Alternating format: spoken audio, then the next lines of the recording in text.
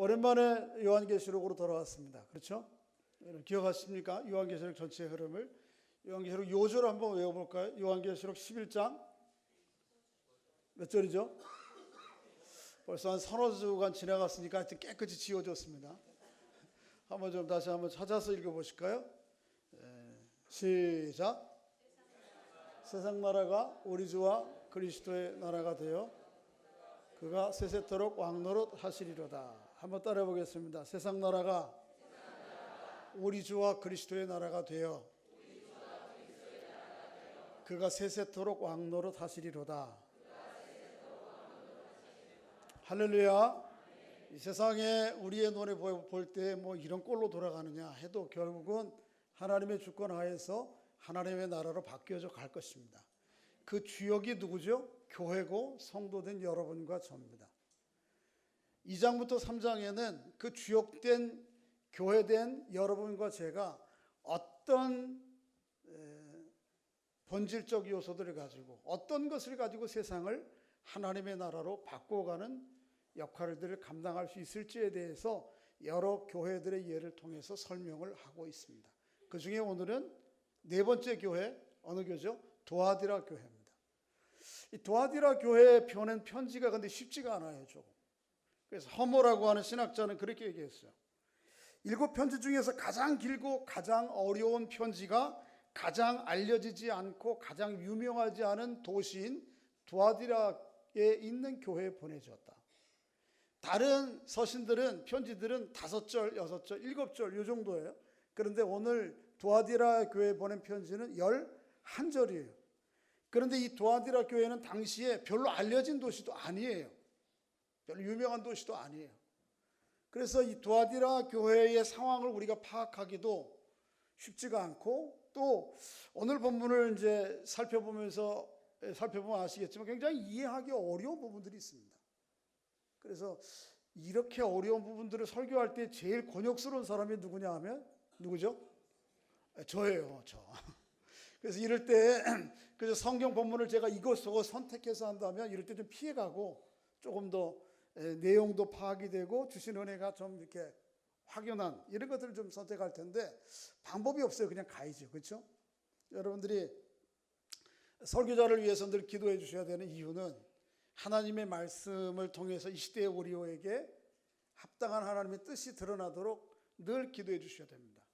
사도 바울의 에베소 교회를 향해서 1장 16절 17절에 보면 하나님께서 계시의 정신을 주사 너희가 하나님의 부르심이 무엇이며 그 안에 우리에게 주신 기업의 풍성함이 무엇이며 우리 안에 역사하신 하나님의 능력이 얼마나 큰지를 알기를 원하노라 이렇게 기도하고 있는데 여러분과 그 기도를 저를 위해서 해주시고 설교자들을 위해서 하셔야 됩니다. 그래서 하나님의 계시의 정신을 주사 하나님의 뜻이 무엇인지를 좀 드러나게 하시고 그거를 담대하고 용기 있게 지혜롭게 분별력 있게 증거할 수 있도록 그런 설교자들이 되도록 기도해 주시기를 바랍니다. 그렇게 하실 거죠? 또 그렇게 기도하실 뿐만 아니고 오늘 이 시간 그런 마음으로 들으셔야 됩니다. 오늘 좀 어렵지만 이 말씀 가운데 주신 은혜가 있을 줄로 믿습니다. 도아디라 교회에는 칭찬을 들을 만한 교회였습니다. 그 이유를 오늘 본문 19절을 통해서 알 수 있습니다. 한번 읽어보겠습니다. 어떤 칭찬을 받았는지 시작. 내가 내 사업과 사랑과 믿음과 섬김과 인내를 아노니 내 나중 행위가 처음 것보다 많도다. 도아디라 교회는 내 사업이 많은 교회, 하나님을 위한 사역이 많은 교회, 이걸 잘하는 교회였습니다. 또 뿐만 아니고 그 교회를 속하고 있는 성도들은 사랑과 믿음과 섬김과 인내가 아주 좋은 신앙, 한마디로 얘기하면 신앙생활 잘하고 있는 교회예요. 그러니까 하나님이 칭찬을 받을 만해요. 어느 정도였는가 하면 처음 행위보다 나중 행위가 더 좋고 나을 정도였습니다. 여러분과 제가 그런 성도, 교회 이룰 수 있기를 주의 이름으로 축복합니다. 성도는 그리스도 안에서 거듭나면 이후에는 어떻게 해야 돼요? 성장하고 성숙해야 됩니다. 성장하고 성숙하지 않는 자녀를 보는 부모의 괴로움, 이거보다 더 큰 거 없어요. 공부를 잘하고 못하고 뭐 이거 나중이에요. 태어났는데 성장하지 않는 거예요. 성숙하지 않는 거예요. 나이는 먹었는데 정신연령은 늘 그 자리예요. 그러면 참 답답하죠. 그래서 모든 사도들이 거의 예외 없이 복음을 전하는 것과 함께 또 동시에 강조하는 것은 뭐냐면 그리스도인이 된 사람들을 성장하고 성숙시켜 가는 거예요. 그래서 바울이 얘기하기를 언제까지 너희가 어린아이같이 그럴 수 있겠느냐. 베드로서에 보면 베드로 선지자도 그렇게 얘기하죠. 사도도 언제까지 젖만 먹겠느냐. 오늘 요한도 마찬가지예요. 요한일서 2장 13절 14절 말씀에 보면 언제까지 어린아이 수준에 있으면 되겠느냐. 청년의 단계에 이르고 아비의 단계에 이르는 사람들이 돼야죠. 여러분과 제가 지난해보다는 올해 신앙적으로 더 성장하고 성숙한 사람들 될 수 있기를 바랍니다. 나를 통해서 그리스도의 향기가 이전보다 더 많이 나타나야 돼요. 주변 사람들이 저 사람 통해서 참 예수의 향기가 나네. 나를 통해서 예수의 모습이 전보다 더 많이 보여야 됩니다. 세상 가운데. 또 우리 공동체를 통해서 세상이 하나님이라는 믿는 사람들이 저런 거구나. 하나님 예수 그리스도는 저런 존재구나 라고 하는 것을 세상이 느낄 수 있어야 됩니다. 근데 도아디라 교회는 바로 그런 교회에서 이런 면에서 칭찬을 들은 교회입니다. 여러분과 제가 그런 교회, 그런 성도 될 수 있기를 주의 이름으로 축복합니다. 그런데 문제는 그 다음 절이에요. 그렇게 하나님을 위한 사역도 잘하고 신앙도 좋다고 하는 도아디라 교회를 향해서 20절에는 정반대 얘기를 하세요. 한번 20절, 21절 읽어보겠습니다. 시작. 그러나 내게 책망할 일이 있노라. 자칭 선지자라 하는 여자 이세벨이 용납함이니 그가 내 종들을 가르쳐 꿰어 행음하게 하고 우상 제물을 먹게 하는도다. 20절까지만 읽겠습니다. 이상하죠? 이렇게 칭찬 듣는 도아디라 교회를 향해서 20절에는 그러나 책망할 일이 있다. 자칭 선지자라는 여자 이세벨을 용납하고 그와 함께 행음하고 우상 제물을 먹었다. 제가 설교를 준비하면서 19절과 20절 이게 참 어려웠습니다. 19절 같이 칭찬받을 만한 교회라면 20절 같은 일은 안 일어나죠. 20절 같이 일어난 이런 교회를 어떻게 19절 같이 칭찬할 수 있겠는가? 이게 두 개가 양립할 수 있겠는가? 이게 참 어려운 거예요, 설교자가. 여러분은 어떻게 생각하시는지 모르겠어요. 근데 그런 일이 벌어질 수 있다는 거죠. 겉으로는 신앙생활 잘하는 것 같아요. 겉으로는 교회가 평안하고 하나님의 사역을 잘 감당하는 것 같아요.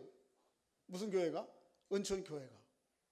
그런데 꼼꼼히 조금 들여다보면 그 안에 성경적이지 않은 하나님께서 정말 불편해하시는 힘들어하시는 그런 요소들이 마치 당연한 관례처럼 교회 안에 들어와 있는 것입니다. 그런 일이 일어날 수 있다는 거예요.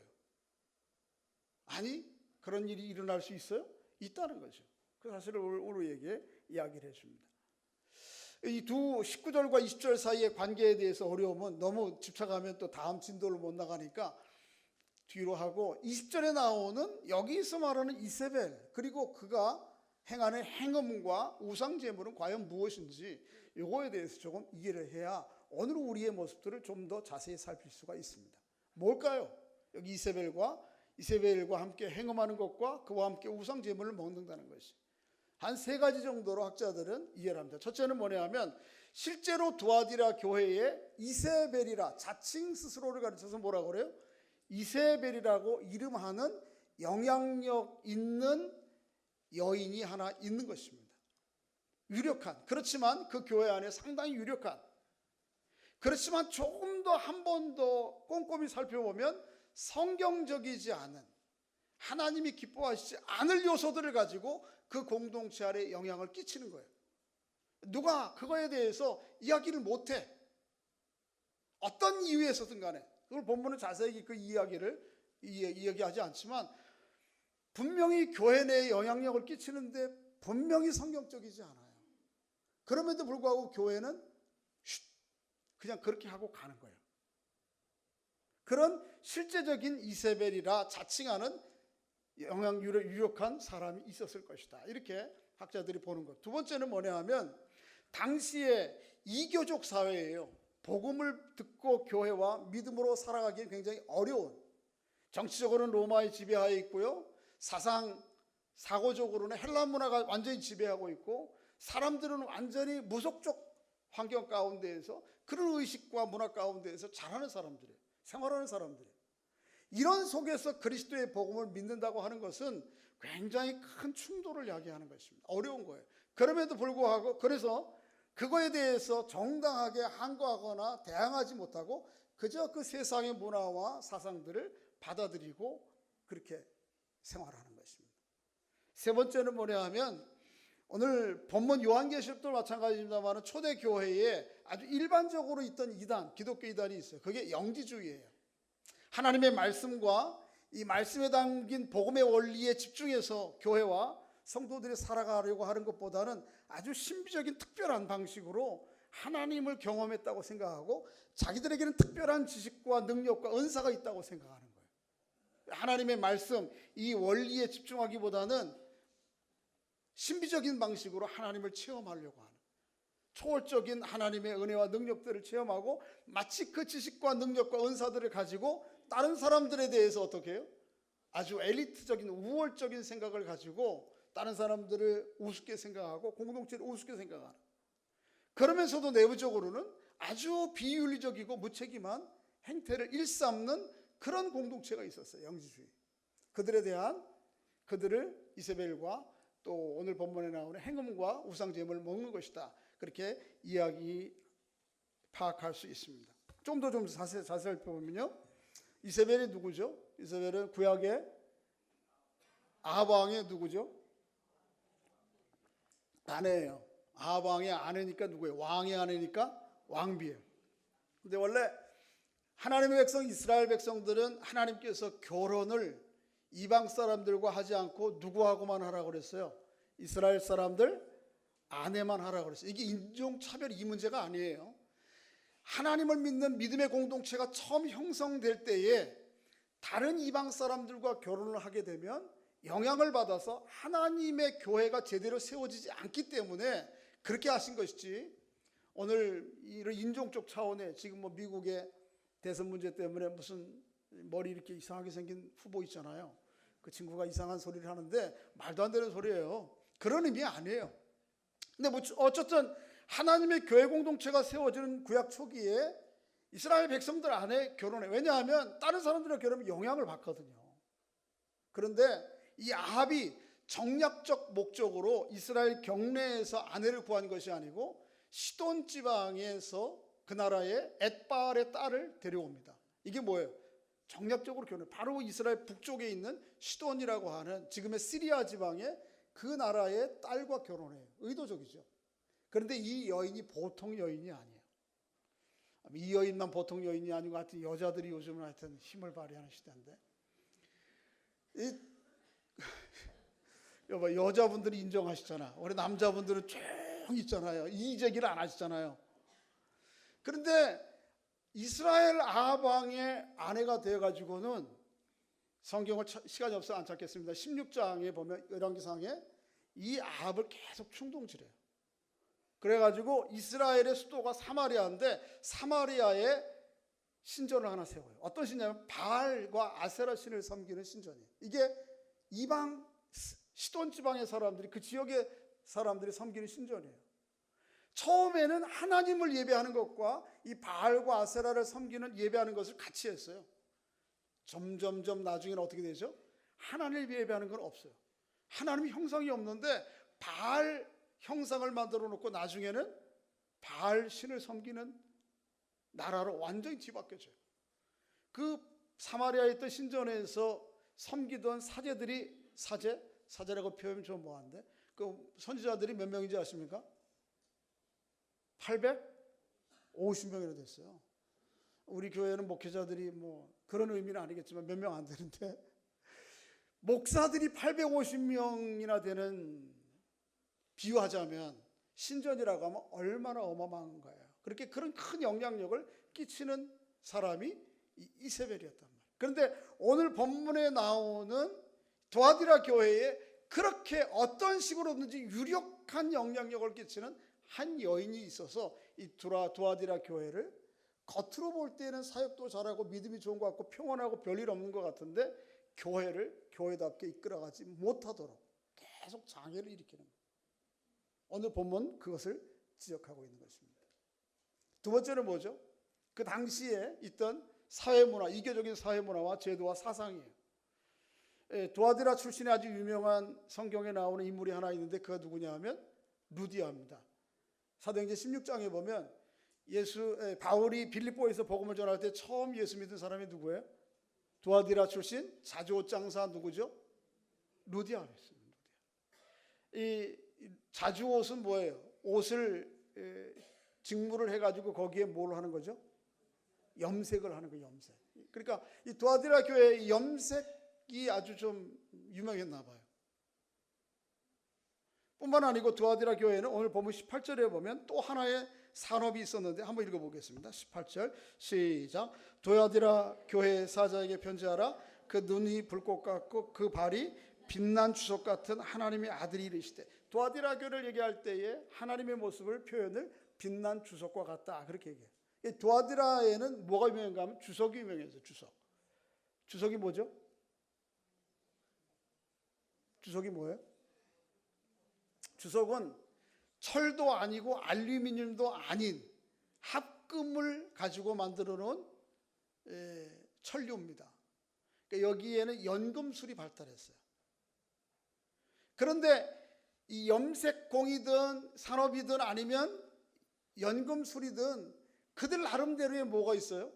아주 이 결속으로 하는 길드라는 게 있었어요. 당시 우리를 얘기하면 조합이에요. 조합. 아까도 오전에도 말씀드렸는데 모 기업체, 우리 교회 장로님, 집사님이 다니는 모 기업체가 이 봄만 되면 뭐 하죠? 춘투합니다. 춘투가 뭔지 모르세요? 봄에 하는 투쟁, 임금 투쟁 이러면서. 근데 보면 제가 볼 때 거기 일하시는 분들이 상당히 임금을 많이 받거든요. 저보다 뭐 훨씬 거의 배 가까이 받는데 산업의 라인에 들어가 있는 분들.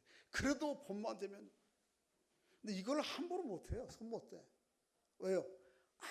아주 조합으로 결속되어 있어요. 이 자기들의 조금 손해나는 일이 있다고 생각하면 어떻게 하죠? 하여튼 중단시켜. 자동차 못 타. 안 나와. 어느 회사인지 여러분 상상을 하세요. 그렇게 이 결속되어 있는 거예요. 그러니까 염색 조합이 아주 결속되어 있고 그 다음에 연금술을 하는 이 철공을 다루는 사람들이 결속되어 있고, 그러니까 그 속에 들어가지 않으면 먹고 살지를 못하는 거예요. 그런데 문제는 모든 길드와 조합마다 나름대로 섬기는 우상과 절차가 있다는 거예요. 그거를 예수 믿는 사람들이 그대로 따라야 되는 거예요. 제가 옛날에 본 기억이 있어서 검색을 해봤어요. 옛날에 어떤 일이 있었는가 하면 우리나라의 모 항공사에서 최신의 비행기를 도입을 했어요. 그리고는 비행기 앞에다가 상을 하나 차려놨어요. 뭘 차렸어요? 상상을 하세요. 그리고 그 위에 누가 앉아 있는가 하면 돼지 같아요? 하여튼 이렇게 웃고 있는 돼지가 거기 앉아 있는 거예요. 목만 그것도 거기 가서 절을 하는 거예요. 저는 그 장면을 보고 야, 이럴 수가 있나. 지금도 마찬가지지만 그 당시에 비행기는요, 사람들이 고안해놓은 최첨단의 과학의 집결체예요. 여러분 비행기 탈 때 그런 생각 안 드세요? 야, 이거 떨어지면 안 떨어지 어떻게 하지? 그런데 비행기 타는 게 자동차 타는 것보다 더 안전해요. 사고 확률이 더 훨씬 떨어져요. 그렇게 최첨단의 기기를 갖다 놓고도 거기 앞에 뭐를 해? 돼지를 갖다 놓고 고사한다. 그런데 제가 물어봤어요. 오늘 아침에 우리 집사님한테. 집사님이 거기 그거를 관리하는 이사님이면 대표이사가 가서 돼지 물었고, 야, 우리가 먼저 절하자. 그러면 집사님 할 거예요? 안 할 거예요? 거부할 수 있어요? 못해요? 그랬더니 거부 못한대. 같이 어떻게 해야 돼? 나 예수 믿기 때문에 저는 못합니다. 그럼 어떻게 해? 너 내일 나가.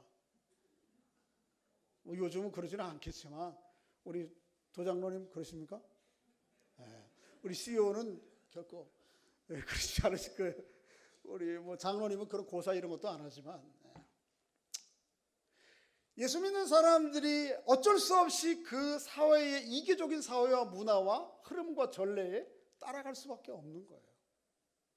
그것을 하나님을 믿는 믿음의 사람들이 공공연하게 인정하고 용납하고 받아들이는 것을 가르쳐서 오늘 본문에 보면 이세벨이 행한 행음에 동조하는 것이고 그 우상 제물을 먹는 것이다. 그렇게 이해를 하는 것입니다.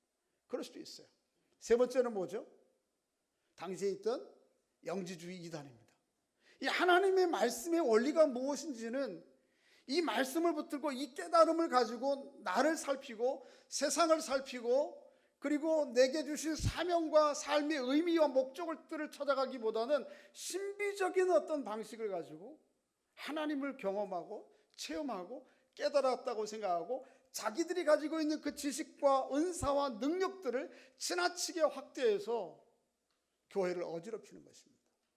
이런 사람들의 특징이 뭐냐 하면 자기들은 신과 함께 하나님과 함께 직통한다 그래요. 요즘도 뭐 직통계시를 받아. 직통계시를 받은 사람들이 있대요. 그런 부류의 사람들이 있어요. 자기들만 어떤 신비적인 경험을 하고 이 경험과 깨달음을 통해서 마치 세상을 다 아는 양, 다른 사람들을 다 아는 양. 옛날에 제가 어려웠던 것 중에 하나는 뭐냐면 교회 부흥회를 하면 목사님들이 마치 모든 사람들의 마음을 다 꿰뚫어 보는 것처럼 그렇게 말씀하세요.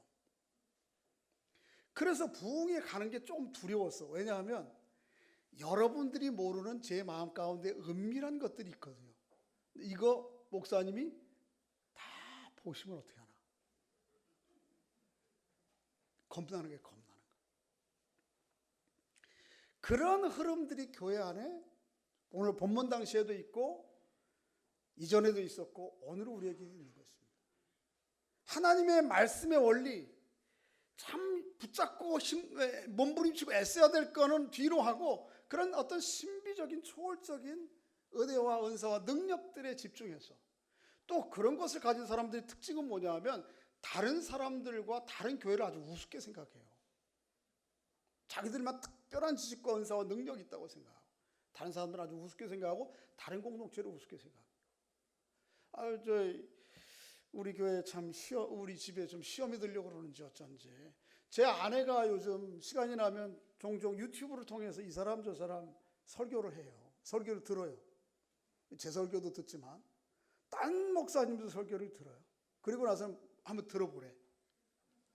이런 것도 있대. 그래서 제가 한두 개를 좀 시간도 없는데도 그래도 또 가정의 평화를 위해서 이렇게 들어보면 조금 시작만 해봐도 이게 말이 안 돼. 사모님이 이런 거 듣고 있으면 됩니까? 판단하고 분별을 하셔야지 제가.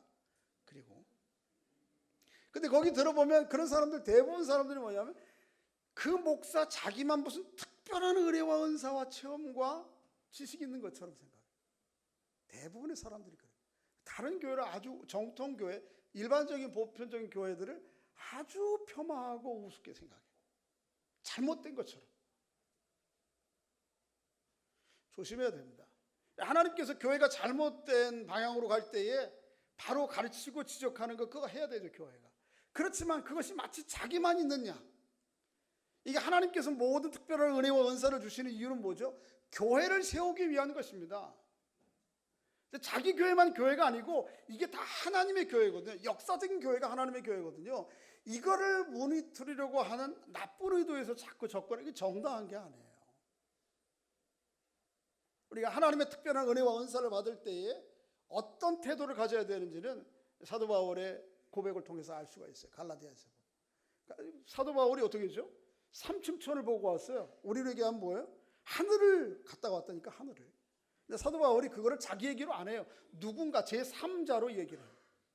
왜? 잘못하면 자기가 시험도 교만해질 수 있거든요. 사람들이 사도 바울을 우상처럼 여길 수 있거든요. 그리고 그 이야기를 하다가도 어떻게 해요? 맨 마지막에 그 사람이라 할지라도 그에게 몸에 질병이 있어요. 그 육체적 가시라고 그래요. 그게 구체적으로 뭔지 학자들은 안질이었다, 어떤 사람들은 뭐 위장의 문제였다 하지만 사도 바울이 그것을 하나님 앞에 떠나기를 위해서 간절히 3번 기도했어요. 하나님이 뭐라고 그래요? 병 낫게 해야 하네요? 뭐 심각한 병도 아닌 것 같아요, 제가 볼 때는. 뭐 곧 죽을 병도 아니고 평소에 그 지병 가지고 살았으니까. 그런데 하나님의 목사로서 사역자로서 이런 문제를 가지고 씨름하고 늘 이렇게 어려워하니까 기도했는데 하나님이 그냥 괜찮다. 가지고 살아라 그랬어요. 내 은혜가 내게 족하다. 하나님께서는 이 병을 안 고쳐주시는 이유는 뭐냐면 내가 교만하여 자고하지 않도록 나에게 어떻게 이렇게 작은 병 하나도 못 고치는 나는 연약한 존재이구나. 이거 늘 인식하고 살아서 그에게 주신 특별한 은혜와 능력과 지식들로 인해서 교만하지 않도록 하나님 주신 것이고, 이게 하나님의 특별한 은혜와 은사와 능력을 주신 사람들이 자기에게 주신 지식과 은혜들을 사용하는 방식이거든요. 그런데 요즘 유튜브에 들어가 보고 좀 뭐 떴다 하는 사람들 보면 자기 혼자 아주 완전히 하나님이야. 그래 나머지 교회는 아주 우습게 생각해요. 이런 영지주의 잘못된 이단들이 당시에 또 있던 거고 오늘 우리도 있는 거예요. 잘 분별하세요. 능력 있는 교회, 능력 있는 목회자들 분별하시는데 잘 들어보세요. 저 사람이 이 하나님의 역사적인 속에 있는 교회, 비록 우리 한국 교회가 우리 교회를 포함해서 좀 부족하고 허물 많고 오점이 있는 오염된 그런 모습이 있다 할지라도 이 교회를 세워가려고 하는지 아니면 저 사람들을 비판하고 정죄해서 반대급부를 가지고 내 무슨 이익을 취하려고 하는지, 그런 사람들 특징이 역사 속에서 보면 윤리와 책임의식이 없어요. 여러분 능력 있고 아주 뛰어난 은사가 있는 분들은 감히 사람들이 범접하지 못합니다. 옛날에 제가 아까 얘기했던 것처럼 무슨 부흥회 할 때 뭐 기도하면은 막 능력 일어나고 막 다 보이는 것 같고 말이에요. 또 뭐 이렇게 한 마디씩 하면 사람들이 깜짝 놀래가지고 그럼 그 목사님한테 감히 뭐라 그래. 근데 알고 보면 그런 분들이 때로는 종종 윤리의식과 책임의식이 없어요. 최근에 신문지상에서 그런 얘기가 올라오는 걸 보고 좀 가슴이 아파요. 한국이 아주 대표할 만한 목사님이잖아요. 그럼에도 불구하고 누구에게 그분에게 당신 그러면 안 됩니다. 절차에 따라서 하나님의 주시는 온전한 분별력 가지고 하셔야 됩니다. 이거 할 얘기 사람이 없는 거예요. 그러다 보니까 일이 뻥 터진 거예요. 그런 일들이 오늘 도아디라 교회에 있고 지난 역사 속의 교회에 있고 우리 교회 가운데 혹 있을 수도 있는 거죠. 이렇게 해가지고는 세상 나라가 이 교회를 통해서 하나님의 나라가 될 리가 없는 것입니다. 그래서 그거를 오늘 본문 가운데서 지적하고 있는 것입니다. 여러분과 제 안에 우리 공동체 안에 그런 요소들이 없는지 잘 살펴야 됩니다. 우리 안에 뭐 어제 등록한 사람이 별 영향력 없죠. 그러나 오래 신앙생활한 사람, 평신도로 있는 분들은 별 영향력 크게 많지 않아요. 목사, 장로. 그러나 그게 정말 성경이 기대하고 하나님이 기대하면서 세우신 직분이요 사역으로서가 아니고 그런 분들이 하나님의 말씀에 합당하지 않게 행하면 교회는 그저 평화를 위해서 조용조용 그냥 가는 것 같지만 병들어 가는 거죠. 좀 이상해요. 저는 생각할 때. 여러분 한번 생각해 보세요. 중세 천년의 교회 역사를 한번 생각해 보세요. 중세 교회가 그렇게 타락할 수 있어요? 우리가 똑같은 하나님을 믿는 교회였는데 그 사람들이 뭐 했어요? 면죄부 해서 팔았거든요. 이 면죄부가 뭐예요? 저 신림 6동에 거기 깃발 많이 꽂아놓은데 거기 계시는 분들이 찾아가면 이거 빨간 노란 종이에다가 빨간 글씨 써가지고 뭐라 그래? 남편 몰래 속옷에다가 잠바 속에다가 기어 넣어. 그러면 괜찮아. 그게 뭐예요? 부족이잖아요, 그렇죠? 이 일을 누가 했어요? 중세 교회가 했어요, 교회가. 면죄부가 뭐 다른 거예요, 그 부족이지. 근데 교회가 이런 일을 할 수 있단 말이에요. 여러분, 우리가 지금으로 보면 관점으로 보면 말도 안 되는 거죠. 십자군 전쟁, 이게 말이 됩니까? 십자군 전쟁의 이름으로 이슬람 사람들을 막 닥치는 대로 죽여버리는 게 말이 돼요? 트럼프? 그 친구가 그렇게 얘기하는 게 말이 돼요? 그 미국이 하나님께 바쳐진 나라가 됩니까? 어떻게 교회가 교회 이름으로 인종을 차별할 수 있어요? 그래서 백인 교회와 흑인 교회가 있을 수 있고, 저 남아프리카에 아주 좀 극심했죠. 그 흑인들에 대해서 말이 안 되는 거죠. 근데 이런 일들이 종종 교회 안에서 일어났다는 것이에요. 과거 역사에. 그 얘기는 뭐예요? 오늘 우리에게도 그런 일이 일어날 수 있다는 것입니다. 우리가 이 면에 있어서 하나님의 말씀으로 우리 자신과 공동체를 아주 냉정하게 살피지 않으면 우리도 모르는 사이에 잘못된 이 복음으로 기울어가죠. 한국 교회가 우리 교회를 포함해서 잘못된 복음으로 기울어져 가고 있는 것 중에 하나가 뭐냐 하면 형통주의 복음이에요. 뭐 기독교 이단이라고 하는 사람들의 잘못은 너무 분명하니까 그거는 뭐 말할 것도 없어요. 여러분, 우리 교회에 제가 한 몇 주간, 2주간 동안 예배 끝나고 나시면 신천지 전담 받으신 분 한번 손 들어보세요. 요새 교회 앞에 와서 한다고 그러대. 근데 그렇게 하면 안 되죠. 또 그거 뭐죠? 멱살 잡고 싸우지는 말아요. 좀 신사적이게 해줘. 우리는 그렇게 하면 안 됩니다. 우리는 믿는 바가 있으니까 안 믿는 분들에게 하시든지 그렇게 정중하게 돈의 본론을 보내세요. 사실은 근데 신천지 같은 이단은요, 기독교의 이단 축에도 못 껴요. 그래도 기독교 이단 역사 속에서 그렇게 보면 기독교의 중심 교리들이 있고 그 교리들에게 있어서 성경에서부터 조금 번나간 이걸 이단이라고 그러지. 이 말도 안 되는 뭐 한 개인을 우상화해서 하나님 만드는 이게 무슨 기독교 이단이에요. 기독교 이단 축에도 못 끼는 거예요. 이번에 선교지에 갔더니 현지 선교사가 물어요. 목사님, 한국에서 왔다는데 어머니 하나님을 믿는 교회가 있다는데요. 그게 사실이에요? 그래요. 맞다고. 맞는데 그 집단의 핵심 본부가 우리 교회로부터 멀지 않은 곳에 있다.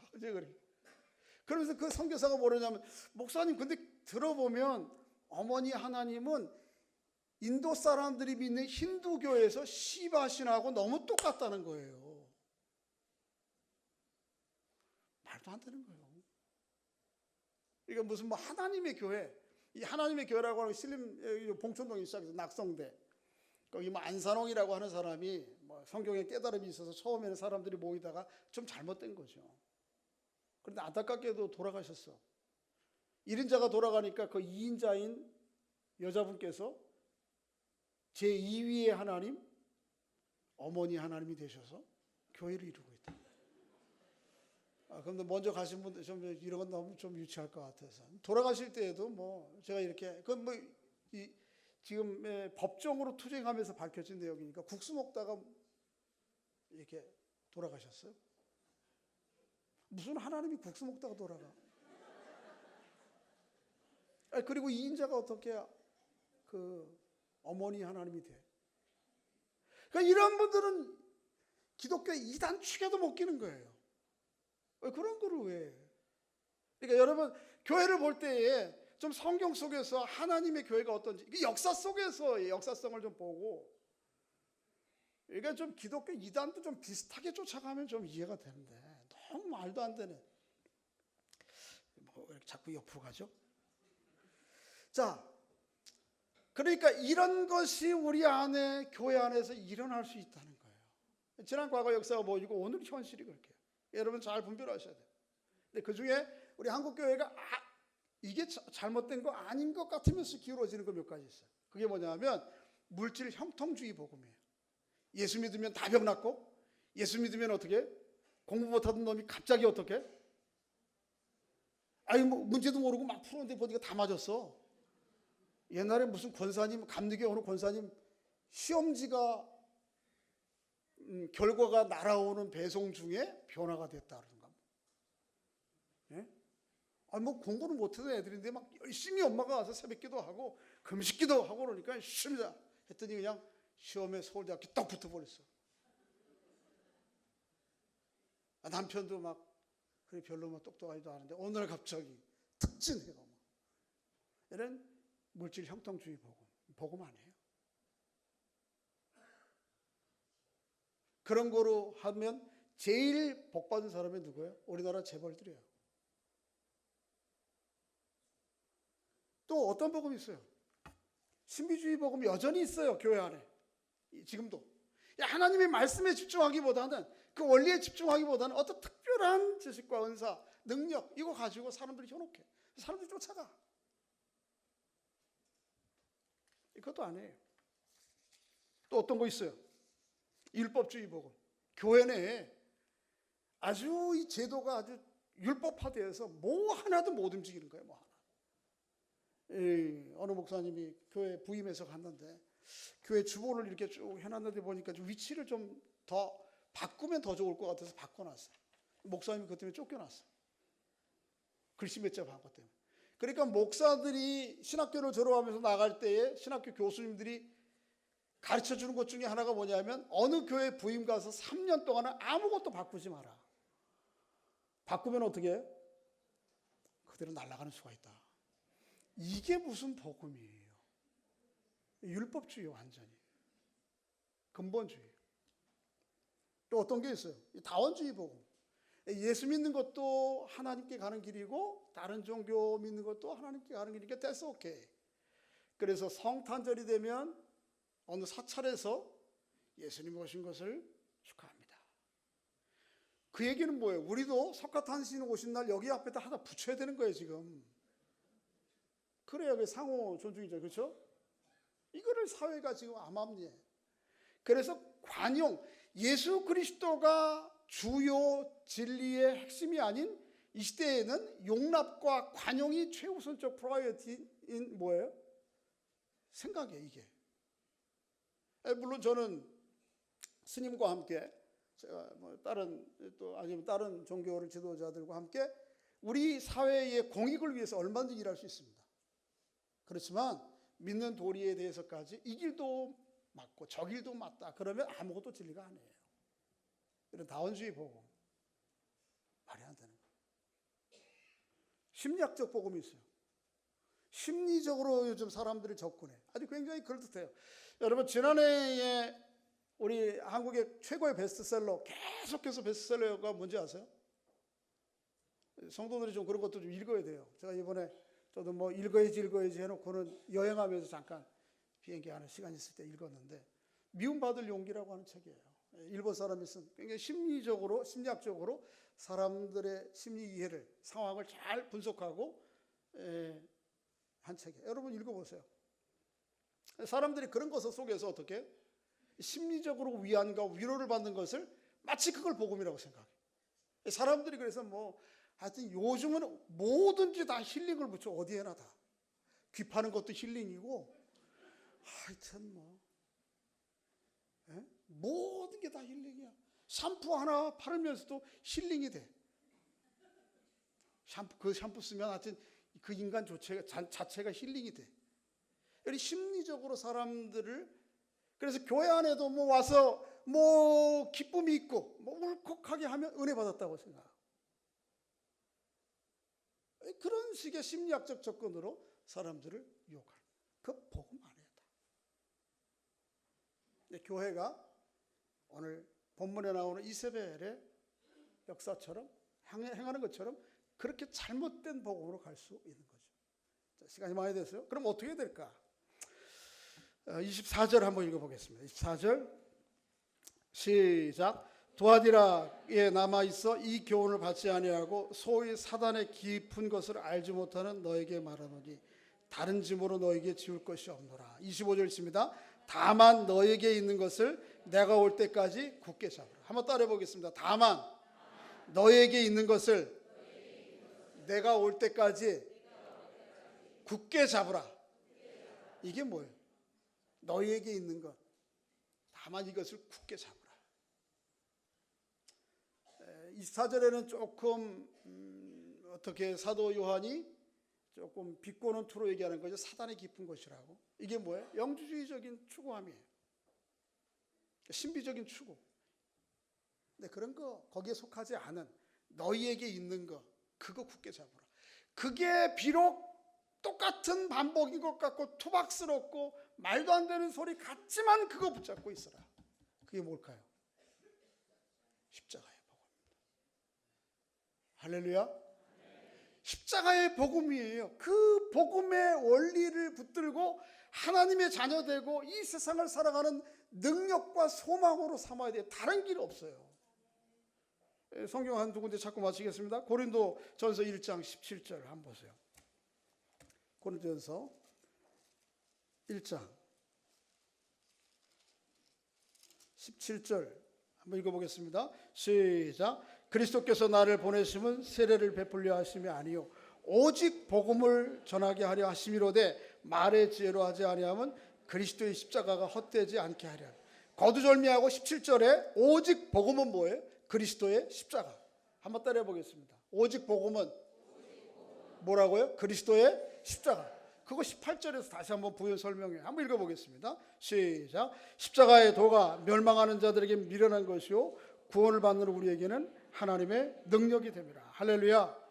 22절로 넘어가겠습니다. 22절 23절 시작. 유대인은 표적을 구하고 헬라인은 지혜를 찾으나 우리는 십자가에 못 박힌 그리스도를 전하니 유대인에게는 꺼리끼는 것이요 이방인에게는 미련한 것이거든 오직 부름을 받은 자들에게는 유대인이나 헬라인이나 그리스도는 하나님의 능력이요 하나님의 지혜니라. 할렐루야. 십자가에 죽는 것은 당시에 죄인이 처형되는 방식이에요. 그런데 하나님은 이 말도 안 되는 방식, 또 어떻게 능력이 있다면 얼른 그 자리에서 내려오겠죠. 능력이 없어요. 그저 아무 말 없이 당할 수밖에 없는 거 십자가였어요. 이게 하나님이 여러분과 저를 구원하는 하나님의 구원의 방식이에요.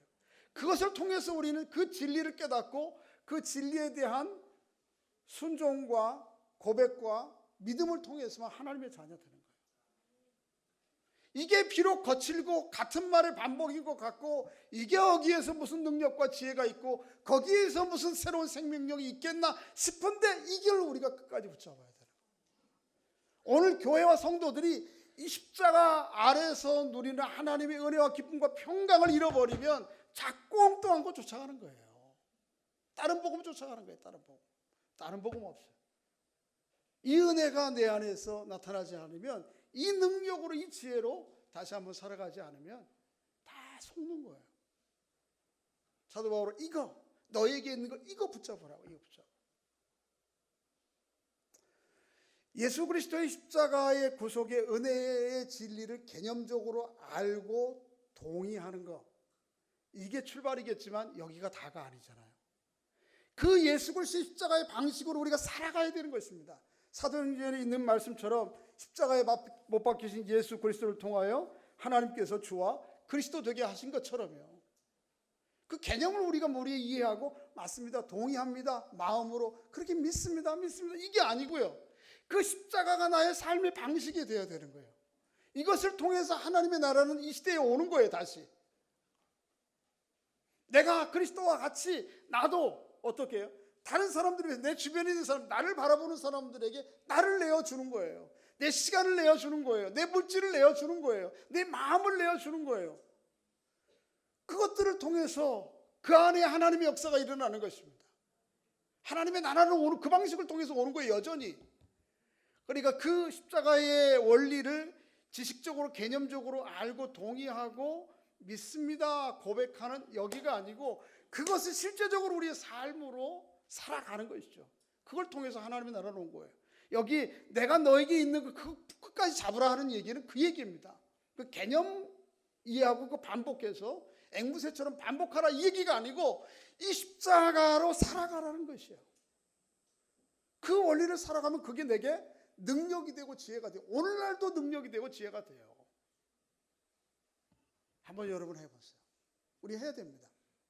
여러분 주변에 있는 사람들에게 자꾸 비교하고 경쟁하고 내 우위에 서려고 그러지 말고요. 내게 있는 것이 무엇이든 그에게 한번 손 벌려서 주어보세요.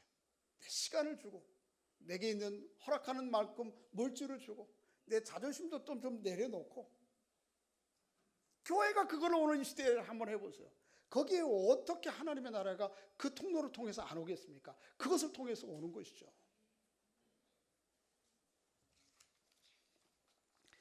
그렇게 십자가에 붙잡힌 바 된 교회 성도들 될 수 있기를 주의 이름으로 축복합니다. 오늘도 여전히 마찬가지입니다. 하나님은 십자가에 못 박히신 예수 그리스도를 통하여 주와 그리스도가 되게 하시고 오늘 다시 십자가의 삶을 살아가는 성도된 여러분과 저를 통해서 하나님의 나라는 세상 가운데 드러나는 것입니다. 그렇게 이 시대에 하나님의 나라의 주역으로서 사명을 감당하고 또 한 주간 살아가는 남은 생애를 살아가는 여러분과 제가 될 수 있기를 주의 이름으로 축복합니다. 기도하겠습니다. 아버지 하나님, 두아디라 교회가 겉모양으로는 별일 없는 칭찬받을 만한 교회였지만 좀 더 깊이 살펴보니 이세벨의 행음과 우상제물을 먹는 또 그것을 용납하고 합리화하는 겉으로 볼 때 그럴듯한 교회였습니다. 오늘 우리 교회가 그런 교회가 아닌지요 돌아보게 하시고 우리에게 있던 거칠지만 때로는 거부하고 싶고 부인하고 싶지만 십자가에 못 박히신 예수 그리스도 앞으로 다시 나아가는 저희 될 수 있도록 은혜를 베풀어 주옵소서.